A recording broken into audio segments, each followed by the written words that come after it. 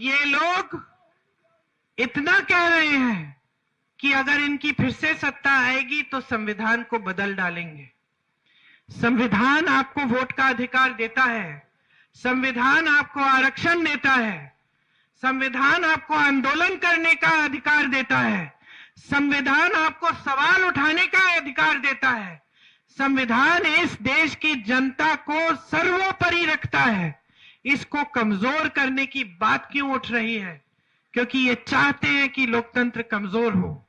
इसीलिए इस चुनाव में आपका वोट सिर्फ आपके बच्चों के भविष्य के लिए नहीं, सिर्फ अपने गांव के विकास के लिए नहीं, लेकिन इस देश को बचाने का वोट है।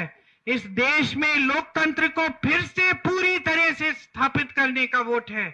इसीलिए समझ लीजिए कि 20 तारीख को जब आप वोट देने जाएंगे, तीसरे नंबर पे भैया का बटन है, तीसरे नंबर पे बटन दबाएंगे, तब आप सबसे पहले एक ऐसे सांसद को चुनेंगे जो हमेशा लोकतंत्र के लिए लड़ेगा, जो कभी पीछे नहीं हटेगा।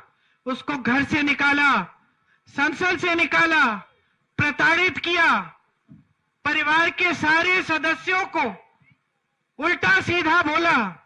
इंदिरा गांधी जैसी महान हस्ती जो शहीद हुए इस देश के लिए, उनको देशद्रोही बोला प्रधानमंत्री जी ने। मेरे पिताजी राजीव गांधी जी को देशद्रोही बोला प्रधानमंत्री जी ने। गलत गलत बातें की कि उन्होंने कानून बदल दिया इंदिरा जी से विरासत लेने के लिए। वो कुछ समझ नहीं पाए मेरे परिवार के बारे में। हमें विरासत में धन दौलत नहीं मिली, हमें विरासत में इस देश के लिए मर मिटने का जज्बा मिला है। हमारे एक परिवार के सदस्य को मारोगे, दूसरा खड़ा हो जाएगा इस देश के लिए, दूसरे को मारोगे, तीसरा खड़ा हो जाएगा इस देश के लिए, तीसरे को मारोगे, चौथा खड़ा हो जाएगा इस देश के लिए। हम झुकने वाले नहीं हैं। हम अंग्रेजी साम्राज्य के सामने झुके नहीं। ये क्या है, इनके सामने हम कभी नहीं झुकेंगे। हम इस देश के लिए लड़ते रहेंगे जब तक हम में दम है, जब तक हम में सांस है, तब तक हम आपके लिए लड़ते रहेंगे। आपको इस गरीबी के खाई से निकालने के लिए लड़ते रहेंगे।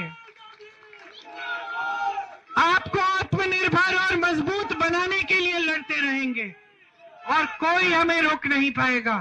इसीलिए हम आपसे पूछते हैं और आपसे यही मांगते हैं कि आप जागरूक बने। आपकी भी जिम्मेदारी है देश के प्रति। आप अपना वोट विवेक से दें, आपके अपने पक्ष में जाए, अपने भविष्य को मजबूत बनाने के लिए जाए, इस देश को मजबूत बनाने के लिए जाए।